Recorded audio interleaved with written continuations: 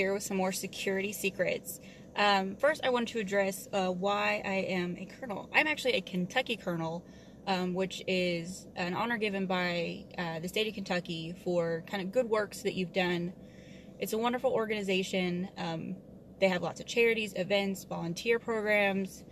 And if you would like more information on that, send me a message or hit me up on social media and I can direct you to that. Or if you're interested in being a Kentucky colonel, you can send me some information on why and I can look into that for you. But the reason that you've chosen this video is some security do's, don'ts, and maybe that's illegal if you do it, kind of. When I first started, I didn't have anywhere I could go for information. There's not a lot of help online, telling me what my boundaries are. I've gotten most of my information from local law enforcement officers, other security guards, and things like that. Full disclaimer, this is relevant and, binding to me only. So don't take anything I say to court because you need to investigate on your own what you're allowed to do. If you're sworn or certified or licensed, you should already know. But if you've taken a gig like I have and just kind of thrown to the wolves, there are some things that you may wonder yourself. What am I allowed to do? What are my boundaries? What can I do? What am I supposed to be doing out here? How am I supposed to deal with these people? Like I said, I work in the ghetto. It's ghetto. These are, Section 8, low-income, Class C housing project areas, a lot of minorities, and it's a different ballgame. So you need to be careful. One of the do's, most importantly, do your research. I don't really mean online because, like I said, it's worthless. But get with your local law enforcement and find out not only what you can legally do and not do, but honestly just what they prefer. Again, like I said, this pertains to me, my job, our company's policies, and the city that I work in. But technically, I can detain someone till law enforcement arrives. I can put them in handcuffs as long as I take them off when the officers arrive. I don't know why that is, but that's what it is. I have some shiny gold handcuffs. I quit wearing them on my duty belt because I believe that is an implied authority. By implied authority, that means giving someone the impression that I may be law enforcement when I'm not. So by me having cuffs, that may make someone infer that I can arrest them or, throw them in cuffs and possibly jail. So I don't want to imply that I'm something that I'm not. Most of the people out here know who I am. They know I'm security, and they know that the actual police are usually trailing behind me because we're good buds. And they'll be all the help I need to detain someone legally. If you are, again, sworn or certified or licensed, you should pretty much already know what your boundaries are, what your scope of practice is. But like I said, I was thrown into this gig with, not a lot of training and not a lot of boundaries. The company that owns the properties I work at, they own me. So I have almost full authority out here because we own our properties. You may not be that way. You may have to go through not only a company's policies, but a written arrangement between your company and the property, building, facility, whatever.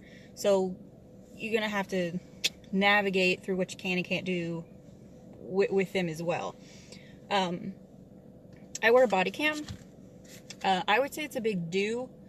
One of the police officers I was talking to just a little bit ago, he said, we're one of the few companies that the security officers wear these, which I thought was surprising.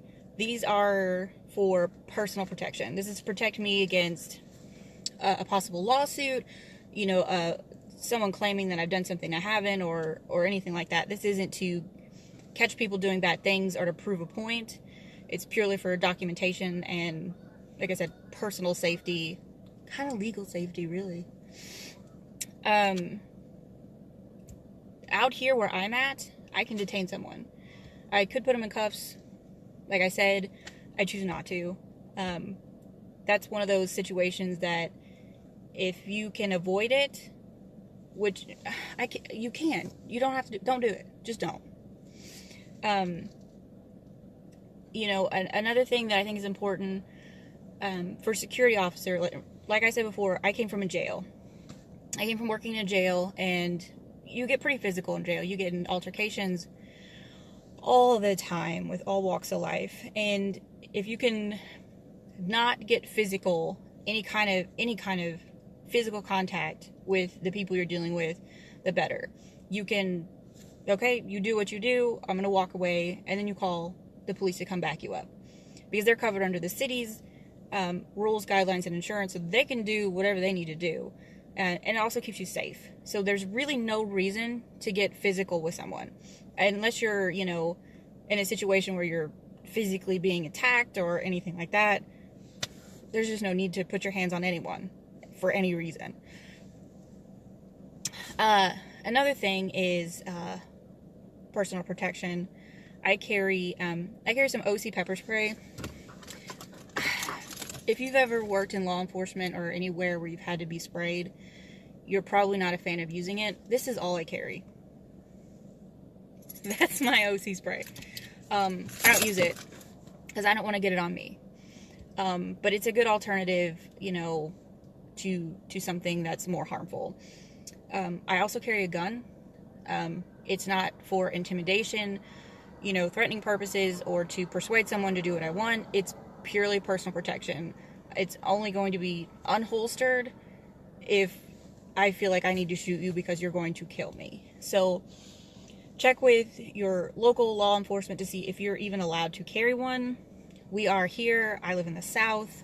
If you don't own a gun in the South, they're going to let you have one to borrow because it's the Wild West out here. We all have guns. We all have guns in Kentucky. Every one of us. And now we don't have to have a license to conceal them, so yeah. Don't tell anyone that they could get a ticket or a fine, especially if you're implying it's from the police department. Where I work, we do in-house fines. Like I said, they're apartment complexes, so they will have a fee tacked on kind of to their rent. Noise complaints, things like that. If they throw trash everywhere, they're going to have to pay a little fine. And I will remind them of that, but I try not to use the phrase, you'll get a ticket or a citation, so don't use that. Never use the term under arrest or any kind of inference that you have the authority to take someone to jail, arrest them, or that you have power of the police to tell the police, take this person to jail. It's one of those things where they will mince your words and you could get in trouble for impersonating. Another thing that I deal with is asking for ID. If you have a trespasser, or someone on your property that you're like, hey, do you live here? Or your building, hey, you're not supposed to be here. We will ask for an ID. We'll ask for it. Can I see your ID?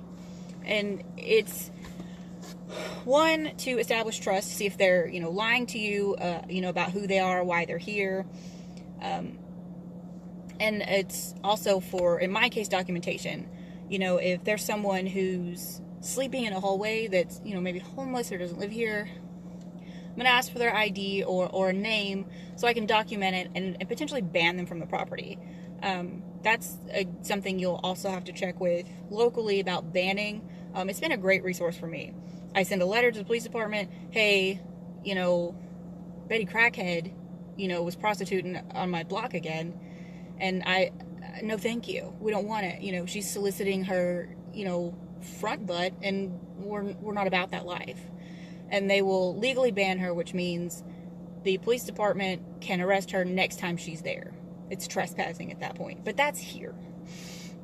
Again, the most important takeaway is to network with everyone in your community. If you have a neighborhood association, the schools that are nearby, even if you're security for a facility, get to know the neighborhood, the people who live there, because you're also keeping them safe. In my situation, I have 300 apartments, 2 apartment complexes, 2 city blocks that I patrol and walk on foot. So getting to know them and, even the people that aren't on my property, although I have no authority there, they like to see someone out patrolling that they can, you know, chat with, and they feel a little safer. So I hope that helps. And if you have any more specific incidences, drop them below. I'd love to answer them to the best of my ability. And if I can't, I'll find someone who can, and we'll get it figured out.